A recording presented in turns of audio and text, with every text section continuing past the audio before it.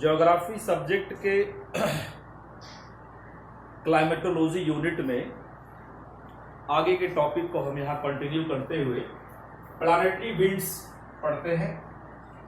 इससे पहले diurnal winds में land breeze, sea breeze, katabatic, anabatic winds हमने पढ़ लिया है। प्लानेटरी विंड्स पहले हम करते हैं, इसके बाद में नेक्स्ट टॉपिक सीजनल और लोकल विंड्स पे हम आ जाएंगे। सो प्लानेटरी विंड को हिंदी में कहते हैं ग्रहीय पवने। ग्रहीय पवने क्यों कहते हैं? विंड का मीनिंग समझा चुका हूं। प्लानेटरी का मीनिंग क्या है कि अगर अर्थ पर है ना, ये अगर अर्थ है, ये इक्वेटर 0 डिग्री है ना, 23.5 Arctic Antarctic circle, north pole और साउथ पोल। तो इस अर्थ पर पूरे नॉर्थ पोल से साउथ पोल तक पूरे अर्थ पर क्या होता है, विंड ब्लो करती है, और वो सभी विंड्स का जो पैटर्न है सारा इस प्लानेटरी विंड के अंदर रखा जाता है ना। मतलब ये है कि जितनी भी विंड्स हैं जो 0 से 30-35 के बीच में ट्रेड विंड बहती है ना, ब्लो करती है। उसके बाद 30-35 से 60-65 में आपको वेस्टर्ली विंड ब्लो करती है ना। फिर उसके बाद पोलर विंड ब्लो करती है। तो ये ट्रेड विंड, पोलर विंड और आपका वेस्टर्ली विंड है ना। ट्रेड विंड ट्रॉपिकल, सब ट्रॉपिकल रीजन में, टेम्परेट रीजन में वेस्टर्ली विंड, और पोलर रीजन में पोलर विंड। ये तीनों विंड्स क्या है, through out the year blow करती रहती हैं और ये पूरे प्लैनेट को कवर करके चलती है, इसलिए इसको हम प्लैनेटरी विंड कहते हैं, है ना। तो planetary wind is a combination of 3 winds basically, trade wind, westerly wind and polar wind, blow through out the year on earth. पूरे साल अर्थ पे क्या करता है, ये ब्लो करता रहता है। क्वेश्चन रहता है कि जो प्लैनेटरी विंड या ग्रहीय पवनें हैं जनरेट कैसे होती है, कैसे ओरिजिनेट होती है ना। तो इसके ओरिजिनेट होने का सबसे बड़ा कारण है डिफरेंशियल हीटिंग। सरफेस का अर्थ, सरफेस जो है उसका तापांतर का होना है ना, अलग अलग दर से उसका गर्म होना है ना। और दूसरा है अलग अलग दर से गर्म होने से जो दाब की पेटियां हैं वो भी अलग अलग बनेंगी, है ना। और तीसरा फैक्टर इसका माना जाता है spherical shape of earth. Earth का स्फेरिकल शेप है। इन तीनों कारणों से बेसिकली प्लैनेटरी विंड्स का जो ट्रेड विंड, वेस्टर्ली विंड और पोलर विंड्स हैं, इन तीनों विंड्स का ओरिजिनेशन होता है। तो यहां पर हम थोड़ा सा जानने की कोशिश करेंगे, इसको अगर डिफाइन किया जाए कैसे ये कॉज इसका प्लैनेटरी विंड कैसे ओरिजिनेट होती है। It is outcome of global differential heating, मतलब वैश्विक स्तर पर हीटिंग में differentiation, and pressure and spherical shape of the earth. Earth का स्फेरिकल शेप होना, ये 3 फैक्टर है जिसकी वजह से प्लैनेटरी विंड्स जनरेट होती है ना। प्लैनेटरी विंड्स के लिए कुछ और भी पॉइंट्स है, जैसे हम अगर बात करें रोटेशन ऑफ अर्थ, है ना, रोटेशन ऑफ अर्थ भी इसके लिए एक इंपॉर्टेंट रोल प्ले करता है। क्यों इंपॉर्टेंट रोल प्ले करता है रोटेशन अर्थ का? क्योंकि अर्थ के रोटेशन से कॉरियोलिस फोर्स जनरेट होता है ना। फेरल के अकॉर्डिंग जो विंड्स है नॉर्दर्न हेमिस्फीयर में राइट वर्ड और सदर्न हेमिस्फीयर में लेफ्ट वर्ड टर्न होती है, तो उसका बेसिकली जो कॉज है रोटेशन ऑफ अर्थ है ना। So we can conclude here the cause of origin of planetary wind is global differential heating of the earth, pressure differences, spherical shape of the earth and rotation of the earth with its axis. इसकी axis के साथ में इसका जो rotation है, ये सारी बातें प्लैनेटरी विंड्स के ओरिजिन के रिस्पॉन्सिबल होती है। अब मैं यहां पर थोड़ा सा कुछ और छोटी छोटी बातें बताना चाहूंगा कि जो ये प्लैनेटरी विंड नाम का टॉपिक है, जिसे ग्रहीय पवने हम लोग कह रहे हैं, ये प्लैनेटरी विंड के टॉपिक का और भी कई तरीके से नाम रखा जाता है ना। और भी कई तरीके से इसका नाम रखा जाता है, जैसे इसको हम लोग ट्राइसेल भी कहते हैं, है ना। इस टॉपिक को हम ट्राई सर्कुलेशन भी कहा जाता है ना। ट्राई सर्कुलेशन क्यों कहा जाता है? क्योंकि 3 सेल्स डेवलप होती है, एक 0 से 30-35 के बीच में जिसे हम हैडली सेल कहते हैं, दूसरा 30-65 से 60-65 के बीच में जिसे हम लोग फेरल सेल कहते हैं, और तीसरा है 60 65 से 85 90 के बीच में ये सर्कुलेशन जो डेवलप हो रहा है इसको हम लोग पोलर सेल कहते हैं। तो ये तीनों सेल्स अर्थ पर जनरेट होती है और इन्हीं सर्कुलेशंस के साथ में आपका प्लैनेटरी विंड्स ब्लो करती है। तो इस प्लैनेटरी विंड टॉपिक को जो कॉन्सेप्ट है ट्राइसेल भी इसका नाम दिया जाता है ना। इसका दूसरा नाम ये भी होता है परमानेंट एयर प्रेशर बेल्ट्स, है ना। परमानेंट एयर प्रेशर बेल्ट, अस्थायी वायुदा पेटियां भी इसी के साथ में ही पड़ी जाती हैं। तो जब कहीं परमानेंट एयर प्रेशर बेल्ट्स को समझाने की बात आती है तब भी आपको यही ट्राइसेल और उसके बाद में जो परमानेंट एयर प्रेशर बेल्ट्स है उसको आपको एक्सप्लेन करना होगा। अब वो परमानेंट एयर प्रेशर बेल्ट्स का फॉर्म कितना है, कितनी टाइप की है, तो उसको basically permanent equatorial low pressure belt 0 से 5 डिग्री लैटिट्यूड के बीच में दोनों हेमिस्फीयर्स में पाया जाता है। उसके बाद 30-35 के बीच में परमानेंट सब ट्रॉपिकल हाई प्रेशर बेल्ट मिलता है जहां एयर आगे सबसाइड कर रही है। उसके बाद 60-65 में permanent subpolar low pressure belt मिलता है।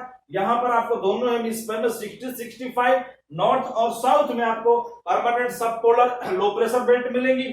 85 से 90 के बीच में permanent polar high pressure belt develop होता है। अस्थायी ध्रुवीय उच्च वायुदाब पेटी बनती है दोनों हेमिस्फीयर्स में, है ना।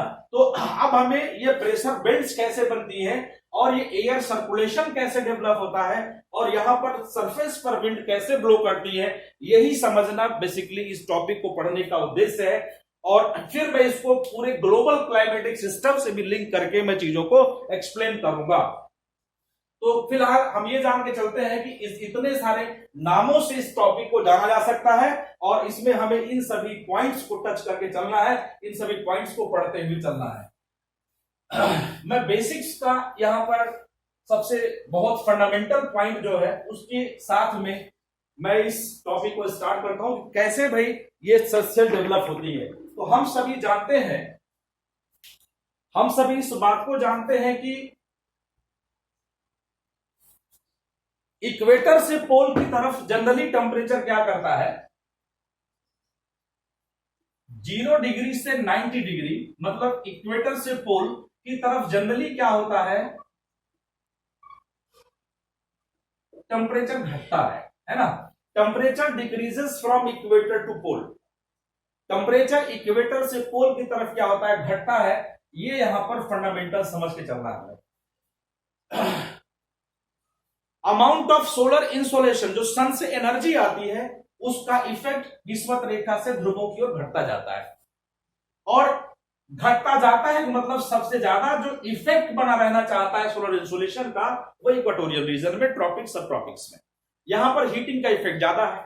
तो इक्वेटोरियल रीजन में वैसे भी हमने जब स्पेसिफिक टेम्परेचर डिस्ट्रीब्यूशन का टॉपिक पहले वीडियोस में देखा है तो उसके हिसाब से ये हम जानते हैं कि टेम्परेचर जो इंसोलेशन है जितने भी समय के लिए, क्योंकि इक्वेटोरियल रीजन्स में क्लाउड्स बन जाते हैं, है ना, एवरी डे ऑलमोस्ट क्लाउड्स का फॉर्मेशन होता है। क्लाउड्स के फॉर्मेशन से इंसोलेशन रुक जाता है, इसलिए इंसोलेशन का अमाउंट 12 घंटे 12.5 घंटे के लिए 11.5 घंटे के लिए जो दिन में इंसोलेशन आता है इक्वेटोरियल रीजन में वो कंटिन्यूअस नहीं रहता है।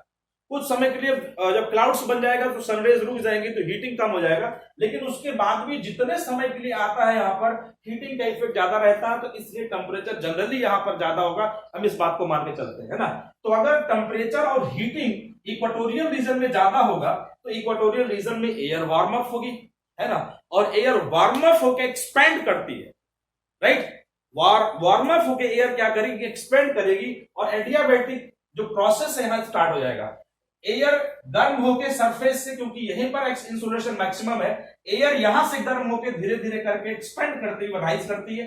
भाई ये जमीन के नीचे तो नहीं चले जाएगी ना, air can not move below the, है ना, सरफेस और beneath the surface because there is the solid material, है ना। तो air can move in that direction where there would be the lesser density, density जहां पर कम होगा, है ना, उस एरिया में एयर का मूवमेंट होगा। तो यहां से एयर का मूवमेंट ऊपर की तरफ होता है, एयर राइज करती है। एयर राइज करने के साथ यहां क्लाउड का फॉर्मेशन भी करती है, राइट, क्योंकि मॉइस्चर ज्यादा है इक्वेटोरियल रीजन में, यहां पर ये क्लाउड का फॉर्मेशन करेगा, रेनफॉल भी होता है। लेकिन हमें क्योंकि अभी विंड को समझना है तो रेनफॉल के पॉइंट को हम भूल जाते हैं। हीटिंग की वजह से एयर राइज किया तो हम यहां पर कह सकते हैं कि 0 से 5 डिग्री में जो परमानेंट इक्वेटोरियल, अच्छा, एयर जब राइज करेगी तो प्रेशर यहां कैसा, एयर का मॉलिक्यूल घटा, pressure is directly proportional to number of air molecules. Air molecules घट रहा है तो प्रेशर भी घटेगा, मतलब सरफेस पर इक्वेटोरियल रीजन में प्रेशर रिड्यूस होगा, और प्रेशर के रिड्यूस होने से यहां लो प्रेशर का सिस्टम बनता है, और पूरे इक्वेटर के चारों तरफ, है ना, अगर हम इसको अर्थ मान लेते हैं तो इक्वेटर के चारों तरफ दोनों हेमिस्फीयर्स में, है ना, आपको लो प्रेशर सिस्टम डेवलप हो, क्योंकि यहां से एयर राइज करके ऊपर चले गए, मॉलिक्यूल घट गया, है ना। तो परमानेंट इक्वेटोरियल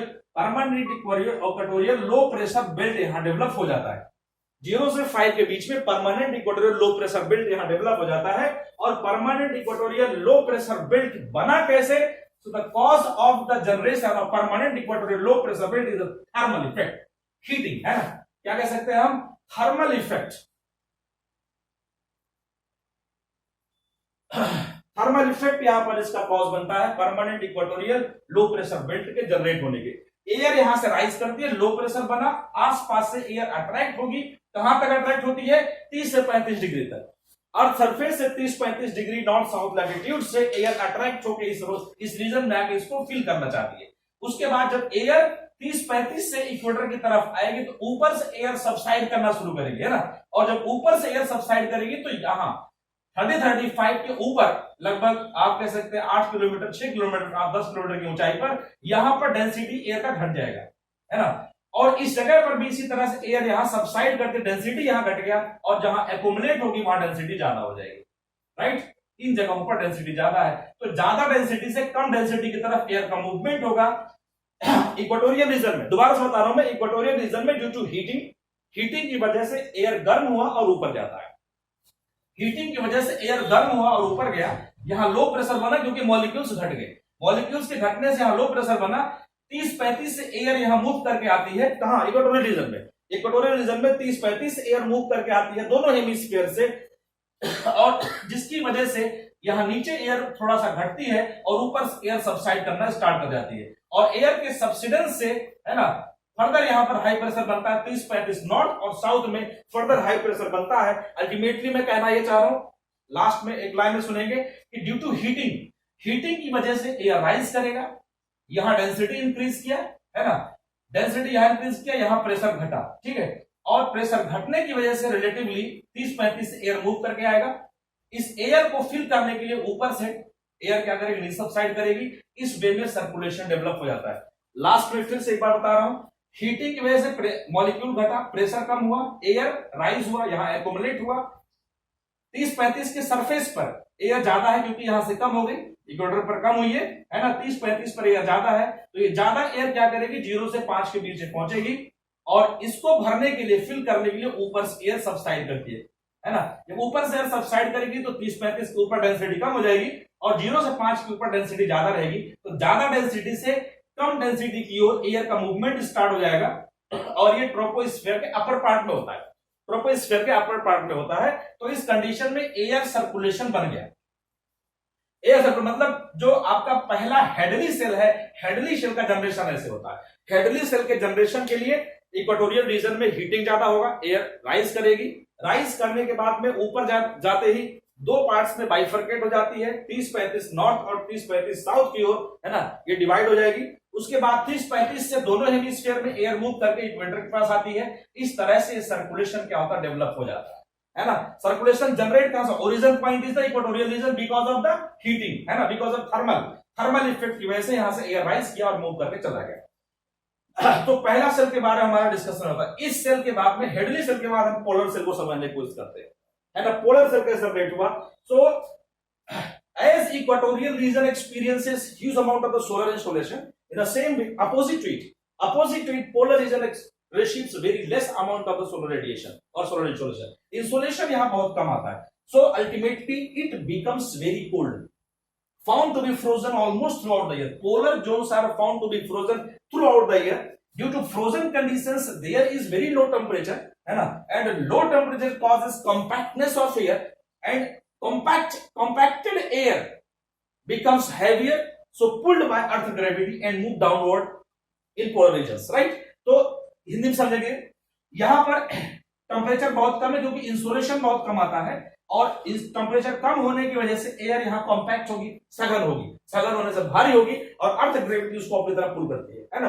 अर्थ ग्रेविटी पुल करेगी तो 85-90 पर एयर एक्यूमुलेट होगा, यहां हाई प्रेशर बनेगा, permanent polar high pressure belt due to cooling process, due to low insolation, है ना, यहां पर हाई प्रेशर बनेगा। यही सेम प्रोसेस कहां डेवलप होती है, नॉर्दर्न हेमिस्फीयर डेवलप होती है। अब ये हाई प्रेशर से एयर क्या करेगी, है ना, 60-65 की तरफ मूव करना स्टार्ट करती है, और हाई प्रेशर हम हेडली सेल में ऑलरेडी कहां पर 30-35 डिग्री लैटिट्यूड्स पर बना चुके हैं। 30-35 डिग्री लैटिट्यूड्स पर अगर हाई प्रेशर है, 85-90 पर अगर हाई प्रेशर है, तो इन दोनों जगहों से मूव करके एयर कहां आ रही है, 60-65 तक आती है, जो कि 30 डिग्री यहां से मूव करेगा, 30 डिग्री यहां से मूव करेगा, है ना। तो एयर का मूवमेंट 30-35 से और 80-85 से कहां होगा, 60-65 की तरफ होगा, और यहां से दोनों तरफ से एयर आते ही क्या करेगी, कन्वर्ज करेगी और ऊपर उठ जाती है। तो मैंने यहां पर ये बताया कि 80-85 पर हाई प्रेशर बेल्ट बना, कौन सा हाई प्रेशर बना, 85-90 डिग्री लैटिट्यूड्स पर permanent polar high pressure belt due to thermal effect, again due to thermal effect, यहां पर हीटिंग और यहां पर कूलिंग, राइट। पोलर रीजन्स में कूलिंग का इफेक्ट होगा और इक्वेटोरियल रीजन में हीटिंग का इफेक्ट होगा। फिर इसके बाद में हम ये देखते हैं कि यहां अगर एयर ठंडी होकर नीचे उतरती है तो मूव करके इस रीजन में पहुंची 30-35 से भी 60-65 जो सब पोलर रीजन है, यहां पर एयर पहुंच रही है ना, और ये सर्कुलेशन बनने जा रहा है। कैसे बनेगा, जो पोलर सेल है कैसे बनेगी, यहां से एयर ठंडा होगा, ठंडा होकर नीचे उतर रहा है, उतरने से हाई प्रेशर बना, इस हाई प्रेशर से भाई पोल को छोड़ के तो मंगल ग्रह पर नहीं चला जाएगा एयर, है ना। फिर कहां पहुंचती है, 60-65 पर एयर जा रही है, और 30-35 से 60-65 की तरफ हाई प्रेशर की वजह से, permanent subtropical high pressure belt की वजह से यहां चल के आती है, और दोनों जगह एयर का ऐसे कोलिजन होता है ना। ये 85-90 यहां 30-35, बीच में 60-65 है, दोनों तरफ से एयर आके ऐसे कोलाइड करती है, कन्वर्जेंस बोलते हैं इसको। कन्वर्जेंस के बाद जब कोलिजन हुआ, इसका टकराया तो ऊपर की तरफ उठ गया, और इस तरह से दो सर्कुलेशन और डेवलप होता है। इधर जो पोल की तरफ होता है पोलर सेल, और जो बीच में डेवलप हो रहा है 35 से 65 के बीच में, इसे हम लोग फेरल सेल कहते हैं, है ना। तो इस तरह से हमने समझा कि भाई एयर सबसाइड किया, 60-65 की तरफ गया, यहां से राइज किया, राइज करने के बाद में यहां डेंसिटी बढ़ाएगा, लेकिन जब यहां सबसाइड कर रहा था, यहां डेंसिटी कम होगा, यहां भी सबसाइड कर रहा था, डेंसिटी यहां कम हुआ, है ना। अब जब डेंसिटी इधर ज्यादा हुई तो कम डेंसिटी तरफ मूवमेंट स्टार्ट हो गया, एयर सबसाइड किया। तो इस तरह से सब आपका क्या कहते हैं, फेरल सेल का डेवलपमेंट हो जाता है। सेकंड नंबर पे फेरल सेल का डेवलपमेंट हो जाता है।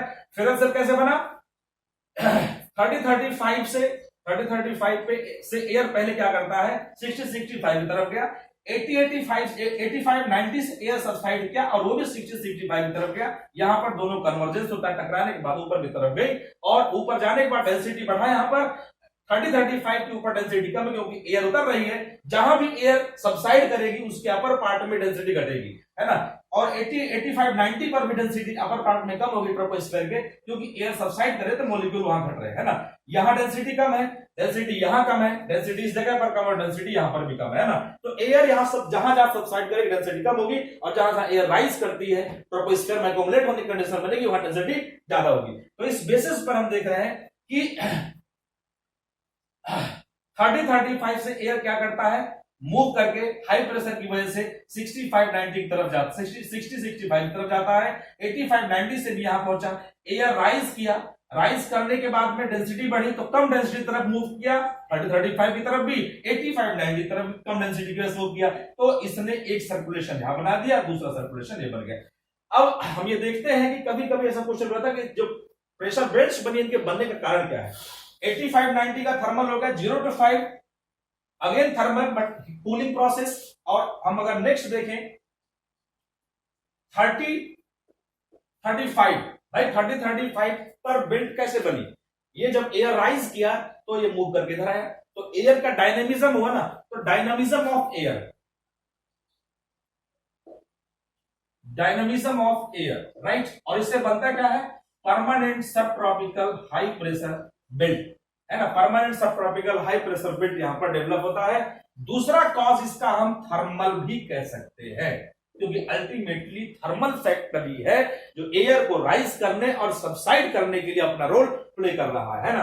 तो dynamism of air as well as the thermal factor both can be considered as the generation of permanent subtropical high pressure belt along 30-35 degree latitudes respective hemispheres.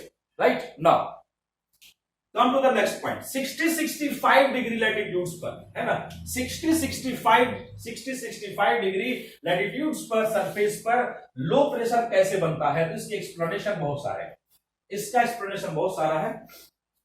Number 1 point, 65 degree है ना north south में permanent subpolar low pressure belt बनती है। कैसे बनती है, इस बात को हमें सोचना है ना। इसके बनने के लिए पहला पॉइंट जो एनसीईआरटी एक्सप्लेन करता है, it is because of the convergence of air from 30-35 85-90 degree latitudes, convergence of air from subtropics and the polar regions, है ना। सब ट्रॉपिक्स और पोलर रीजन से क्या होता है, एयर के कन्वर्जेंस से ये यहां बेल्ट बनती है। दूसरा कॉज बनाया जाता है ना, convergence of air according to NCERT, है ना, फ्रॉम पोलर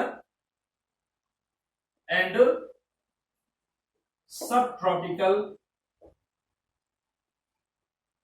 रीजन, है ना, from polar and subtropical region. तो पोलर रीजन और सब ट्रॉपिकल रीजन के रीजन से क्या होगा, एयर का मूवमेंट होता है, हाई प्रेशर दोनों जगह डेवलप हो रही है, और आज उसकी वजह से एयर का मूवमेंट हुआ और यहां पर low pressure permanent subpolar low pressure belt बन गया। दूसरा कॉज बताया था रोटेशन,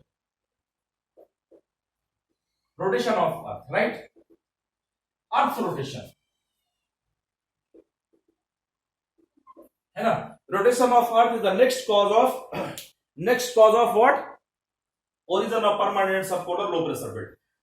रोटेशन कैसे इस बेल्ट को बनाने में अपना रोल प्ले करता है, रोटेशन सभी बेल्ट को बनाने में अपना रोल प्ले करेगा, मोर और लेस सभी जगह, कहीं लो प्रेशर तो कहीं हाई प्रेशर। अब हम बताते हैं यहां पर जो इक्वेटोरियल लो प्रेशर बेल्ट बना हुआ है, इसके बनने के लिए जो अल्टीमेट कॉज है या जो डोमिनेटिंग फैक्टर है, that is thermal factor, heating हो गया। लेकिन यहां पर ग्रेविटी का इफेक्ट कम होता है बहुत, उसका वो भी एक रोल प्ले करता है ना, एक रोल वो भी प्ले करता है। ग्रेविटी का इफेक्ट यहाँ बहुत कम है। उसके बाद में अगर हम कोरियोलिस फोर्स के इफेक्ट की बात करें तो कोरियोलिस फोर्स का इफेक्ट भी यहां पर जीरो होता है, एयर को डाइवर्ट नहीं करेगा और ऐसी कंडीशन में यहां पर क्या होगा, एयर को राइज करने में सपोर्ट मिलेगा, है ना, एयर को राइज करने होने में सपोर्ट मिलेगा। दूसरी चीज है रोटेशन का इफेक्ट यहां सबसे ज्यादा होता है, क्योंकि मैक्सिमम रेडियस किसका अर्थ का यहीं पर है।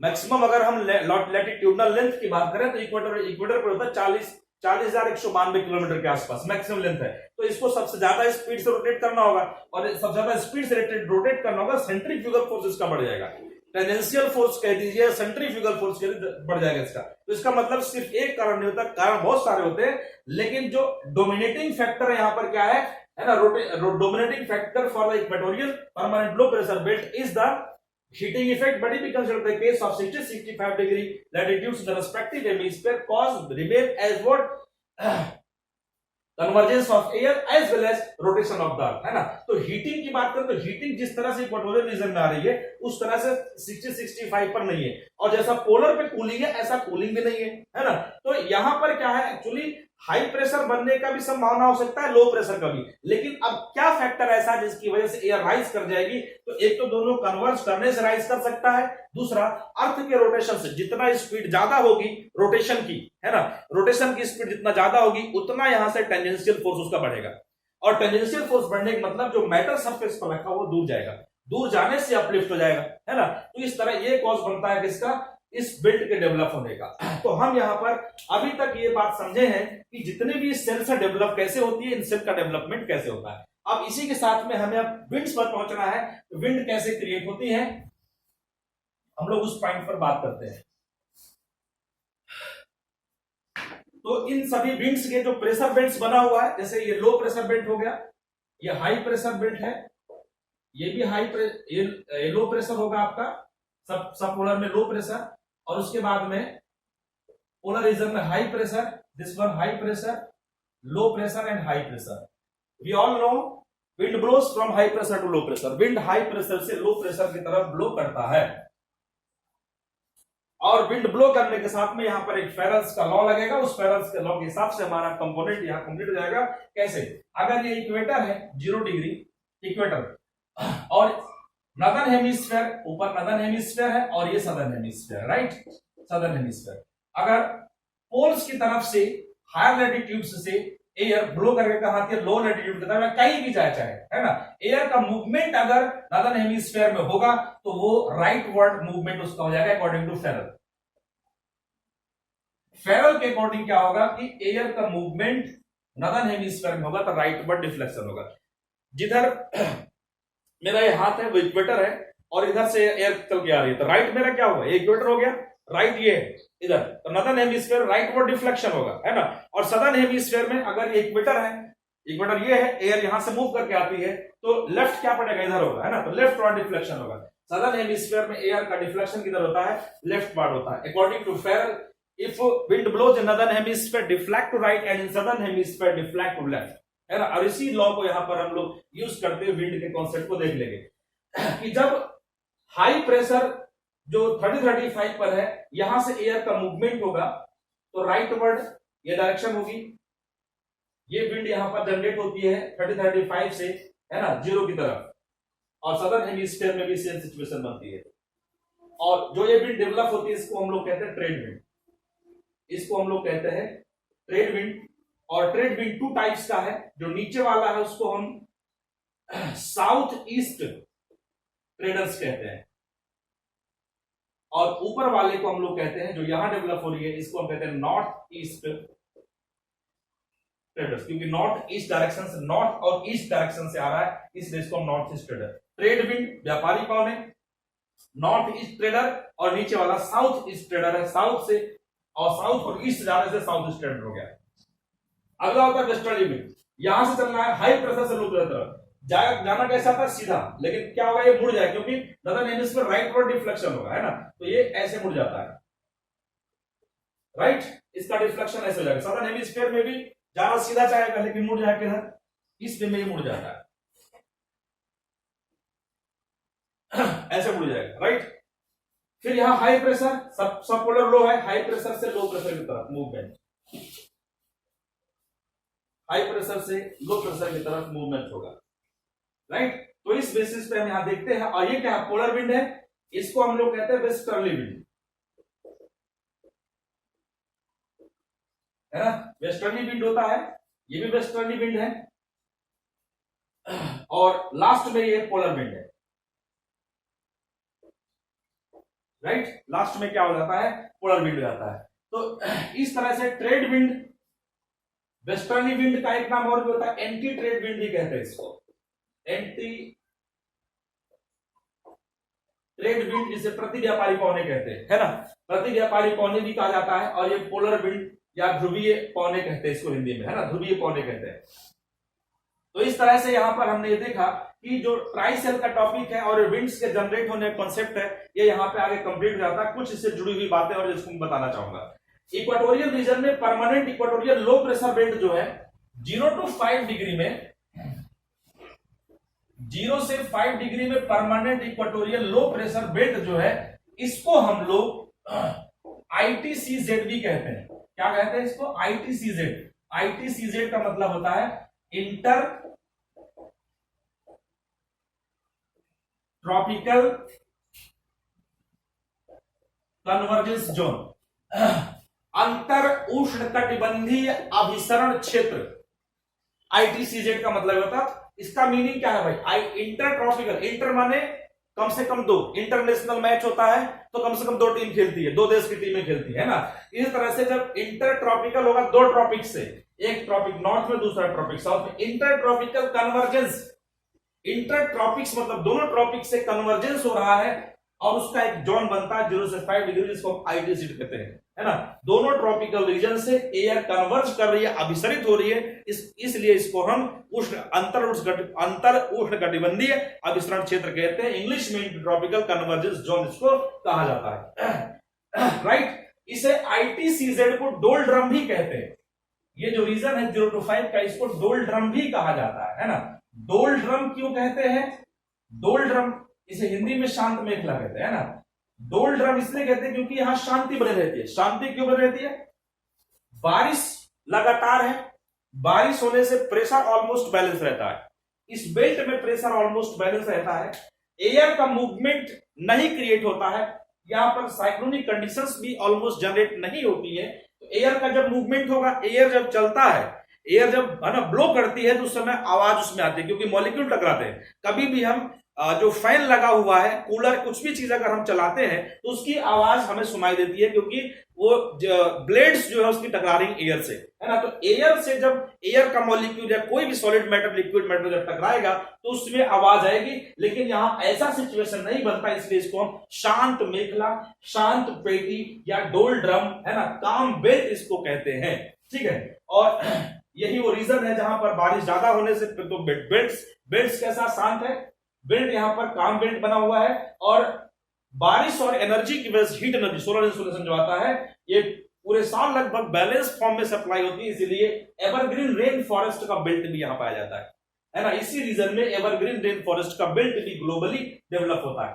दूसरा एक पॉइंट यहां पर जाना है कि 40 डिग्री नॉर्थ लैटिट्यूड, है ना, 40 डिग्री नॉर्थ लैटिट्यूड को, 40 डिग्री नॉर्थ लैटिट्यूड को हॉर्स लैटिट्यूड कहते हैं। इसको हॉर्स लैटिट्यूड भी कहा जाता है ना।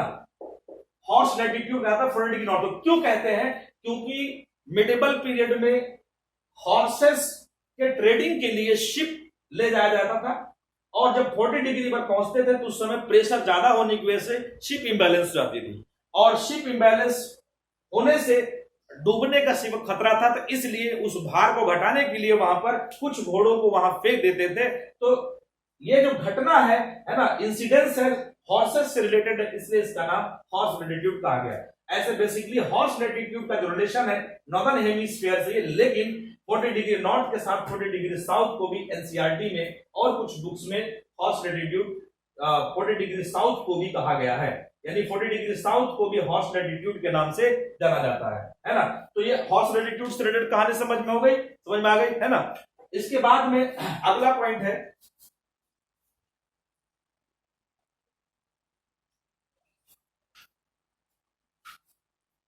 40 degree south, this one 40 degree south, 50 degree south और 60 डिग्री साउथ। इसके भी स्पेशल थोड़ा सा नाम है। कैसे कि 40 डिग्री जब हम साउथ की बात करते हैं, इसको कहा जाता है रोरिंग फोर्टीज कहते हैं। इसको क्या कहते हैं? रोरिंग फोर्टीज, जिसे दहाड़ती चालीसा हिंदी में कहते हैं, ठीक है, दहाड़ती चालीसा। क्या कारण है दहाड़ती चालीसा कहने का, अभी मैं आपको एक मिनट में बताता हूं। जो 50 डिग्री साउथ है, 50 डिग्री साउथ को फ्यूरियस 50s कहा जाता है, राइट। फ्यूरियस 50s जिसे हम प्रचंड 50 कहते हैं, है ना। और जो 60 डिग्री साउथ है, इसको हम श्रीकिंग 60s कहते हैं। श्रीकिंग, थोड़ा सा स्पेलिंग बता दूं, SHRIECKING, है ना, श्रीकिंग 60s। तो श्रीकिंग 60s, यहां पर श्रीकिंग का मतलब है चीखता साठा, है ना, चीखता साठा। ये जो विंड्स है सदर्न हेमिस्फीयर में 40 से 60 के बीच में, है ना, इनकी आवाज जिस हिसाब से एक्सपीरियंस की गई है उस हिसाब से उसका नाम दिया गया है। रोरिंग 40s में रोरिंग आवाज विंड का आता है ना। फ्यूरियस में थोड़ा सा प्रचंड और आवाज आती है, दहाड़ने से भी ज्यादा खतरनाक। और जो चीखता है ना, चीखता है जो यहाँ पर इसको, है ना, रुला देने वाला थोड़ा सा आवाज, स्ट्रीकिंग वाला, और तेज विंड बहने लगती है, इसलिए इसका नाम ये रखा गया। अब क्वेश्चन ये उठता है कि ऐसा क्यों हुआ? तो जब हम देखेंगे नॉर्दर्न हेमिस्फीयर, है ना, तो नॉर्दर्न हेमिस्फीयर में कॉन्टिनेंट्स का जो कंसंट्रेशन है ज्यादा है। ये यूरोप हो जाता है, यहां पर आपको अफ्रीका और ये एशिया, है ना, एशिया का थोड़ा बहुत पार्ट क्या कहते हैं आपको यहां पर, उसके बाद ऑस्ट्रेलिया, ये साउथ अमेरिका, अंटार्कटिका। तो हम देखते ये है कि ज्यादातर कॉन्टिनेंट्स नॉर्दर्न हेमिस्फीयर में है। सदर्न हेमिस्फीयर में कॉन्टिनेंट्स का क्या है, थोड़ा अभाव है। और 40 से लेकर 60 के बीच में, है ना, 40 से लेकर, ऑस्ट्रेलिया थोड़ा ऊपर है, ये 40 से लेकर 60 के बीच में तो धीरे धीरे करके कॉन्टिनेंट्स बहुत कम हो जाता है। सदर्न हेमिस्फीयर में हम क्या देखते हैं कि जो कॉन्टिनेंट्स है इक्वेटर के बाद में जब पोल की तरफ चलते हैं तो पतले होते जाते हैं, कॉन्टिनेंट्स नए होते हैं, है ना। तो इसका मतलब कॉन्टिनेंट्स का सरफेस एरिया घटेगा, है ना। और दूसरी चीज है कि आगे चलते होते कॉन्टिनेंट्स एंड भी, अफ्रीका यहां आगे एंड हो गया, है ना। और उसके बाद साउथ अमेरिका भी 60 के आसपास में आ गया, ये भी फिनिश होता है। 45 के आसपास में आपका ऑस्ट्रेलिया कंप्लीट हो गया। तो इसलिए क्या है कि इसमें अंटार्कटिका फिर लास्ट में 60 के बाद पड़ता है ना। तो जो सदर्न हेमिस्फीयर है यहाँ पर कॉन्टिनेंट्स का थोड़ा सा कमी है और ओशियन सरफेस डोमिनेट करता है। ओशियन सरफेस पर अप डाउन्स नहीं होंगे, कॉन्टिनेंट पर इस तरह सरफेस बना हुआ, कहीं उठा हुआ कहीं दबा हुआ, विंड जब इस पे चलती है तो टकरा के क्या होता है, उसकी वेलोसिटी घट जाती है। लेकिन जब सदर्न हेमिस्फीयर में जहां ओशियन की कंडीशन है वहां सरफेस ऐसा है, स्मूथ सरफेस। स्मूथ सरफेस होने की वजह से इसको हम मारते हैं डस्टर को, स्मूथ सरफेस है तो विंड का ऑब्स्ट्रक्शन इस पर नहीं होगा। विंड का ऑब्स्ट्रक्शन मतलब पहाड़ रोक लेता है, घाटियों में जाकर दब जाती है, लेकिन ऐसी स्थिति नहीं बनती है जिसके कारण 40 से 60 के बीच में विंड का वेलोसिटी काफी तेज रहता है। और विंड का वेलोसिटी तेज होने के कारण है ना, यहां पर अलग अलग इसके नाम सदर्न हेमिस्फीयर मिलते हैं, जैसे roaring 40s, furious 50s and streaking 60s। और ये विंड की वजह से ही, इस विंड वेलोसिटी के कारण ही सदर्न हेमिस्फीयर में हम देखते हैं स्पीड जब ज्यादा है, हम पानी अगर हाथ में ले या किसी थाली में और पानी को जोर से मुंह से फूंकते हैं, हवा से ऐसे करके फूंकते हैं, तो पानी क्या करेगा, आगे की तरफ मूव करता है, उस पर एक पुश लगेगा, आगे की तरफ मूव करेगा, है ना। और जब यहां से तेज गति से बहने वाली यहां पर पौने विंड्स जो है, रोरिंग 40s, फ्यूरियस 50s और स्ट्रीकिंग 60s, यहां पर तेज गति से बहने वाली जब पौने होंगी तो ओशियन के सरफेस पर वाटर क्या कर देगी, मूव करा देगी, है ना। तो इन तीनों विंड के इफेक्ट में यहां पर क्या होता है ना, इन तीनों विंड के इफेक्ट में वेस्ट विंड ड्रिफ्ट जनरेट हो जाती है, वेस्ट विंड ड्रिफ्ट जनरेट हो जाती है, पछुआ पवन प्रवाह कहते हैं हिंदी में, है ना। तो वेस्ट विंड ड्रिफ्ट एक ओशियनिक करंट है ना, वेलोसिटी उसकी कम है क्योंकि विंड उसको धक्का दे रही है, तो उतना तेज उसमें एनर्जी नहीं मिल लगेगी, मोमेंटम में ज्यादा नहीं आएगा, बट वो विंड के वजह से क्या कहते हैं, विंड वेस्ट विंड ड्रिफ्ट माने मंद गति से बहने वाली जलधारा है ना, तो ये जनरेट हो जाती है। तो अल्टीमेटली हम कह सकते हैं ओशियनिक करंट के जनरेट होने में इस विंड का जो roaring 40s, furious 50s, 60s है, इसका बहुत बड़ा योगदान है ना, योगदान है। अब हम ये देखते हैं कि जो ये विंड है इसका रोल क्या है ग्लोबल क्लाइमेटिक पैटर्न के लिए। बहुत शॉर्ट में इसको हम 2 मिनट में सिर्फ समझते हैं। एयर राइज कर रही है, एयर के राइज करने से क्लाउड का फॉर्मेशन यहां हुआ, बारिश हुई, इक्वेटोरियल क्लाइमेट का इंटरमेशन हो गया। यहां एयर सबसाइड कर रही है, क्लाउड नहीं बन रहा है, ड्राइनेस डेजर्ट बन गया, यहां की जलवायु निर्धारित हो गई। उसके बाद यहां एयर सबसाइड कर रही है, ठंडक बहुत ज्यादा है ना, रेनफॉल ना के बराबर होता है, बेसिकली स्नोफॉल लाई करता है, कोल्ड क्लाइमेट पोलर क्लाइमेट हो गया। इस रीजन में फिर से क्या होता है, रेनफॉल बढ़ जाता है, इसलिए वेजिटेशनल डेंसिटी फिर से यहां इंक्रीज कर जाती है, ह्यूमिड क्लाइमेट रहता है टेम्परेट रीजन का, है ना। तो ये सिस्टम हो गया। फिर उसके बाद में जो ट्रेड विंड्स है मानसून को लाने में रोल प्ले करती हैं। ये साउथ ईस्ट ट्रेडर्स जो है यहाँ पर ये मानसून लेके आएगी इंडिया में, नॉर्दर्न हेमिस्फीयर लेके आती है, और नॉर्थ ईस्ट ट्रेडर्स जो है वो सदर्न हेमिस्फीयर में, ऑस्ट्रेलिया में, ब्राजील में, इन सभी रीजन्स में क्या करता है ना, मानसून लेके आता है। तो मानसून के लाने में इसका योगदान है। जब वेस्टर्नी विंड्स की बात करते हैं, यूरोप के पश्चिमी भाग में है ना बारिश बहुत ज्यादा करती है, और यूरोप के पश्चिमी भाग में western European type of climate के जनरेट होने में रोल प्ले करता है। तो ये सभी जो विंड्स हैं जहां जहां से ब्लो करके जाएंगी, जिस क्षेत्र से ब्लो करके जाती है, अगर ये वेस्टर्ली विंड ओशियन के सरफेस से ब्लो करके जा रही है और कॉन्टिनेंट से टकराती है, ओशियन के सरफेस से ब्लो करके जाएगी, कॉन्टिनेंट से टकराएगी तो रेनफॉल बढ़ा देगी, तो वहां क्लाइमेट उस तरह का होगा, है ना। मेडिटेरेनियन टाइप ऑफ क्लाइमेट है, भूमध्य सागरीय जलवायु के निर्धारण में भी क्या होता है, ये वेस्टर्नली विंड का रोल होता है। Western European type of climate के डिटर्मिनेशन में भी इसका योगदान होता है। भारत में जो गर्मियों का मानसून आता है, गर्मियों में जो मानसून आता है, उस मानसून के लिए साउथ ईस्ट ट्रेडर का योगदान है, जिसकी वजह से भारत में मानसून टाइप ऑफ क्लाइमेट है। तो इस तरह से हम कह सकते हैं कि इक्वेटर से लेके पोल तक एनर्जी, न्यूट्रिशन को डिस्ट्रीब्यूट करने में, ग्लोबल क्लाइमेटिक हीट बैलेंस को मेंटेन करने में, बायोडायवर्सिटी को बनाने में, है ना, इन्वायरमेंटल कंडीशन को सस्टेनेबल रखने में, इन सभी चीजों में इसका योगदान है ना। इसलिए टॉपिक क्या होता है, बहुत ही महत्वपूर्ण हो जाता है, और इसको बहुत ध्यान से पढ़ेंगे, कुछ बुक्स का भी हेल्प लेंगे, है ना। बाकी इसका थोड़ा सा टॉपिक में और इसके नेक्स्ट वीडियो में ऐड करके इसका सिग्निफिकेंस के नाम से, सिग्निफिकेंस ऑफ ट्राइसेल, है ना, सिग्निफिकेंस ऑफ ट्राइसेल के नाम से मैं उसको वीडियो को एक बना दूंगा छोटी सी, उसको आप लोग बहुत अच्छे से देखना और इसको अच्छे से समझे। जो समस्या आए आप मेरे से कांटेक्ट कर सकते हैं, कई बार मैंने अपना कांटेक्ट नंबर शेयर किया। Thanks to watch my video.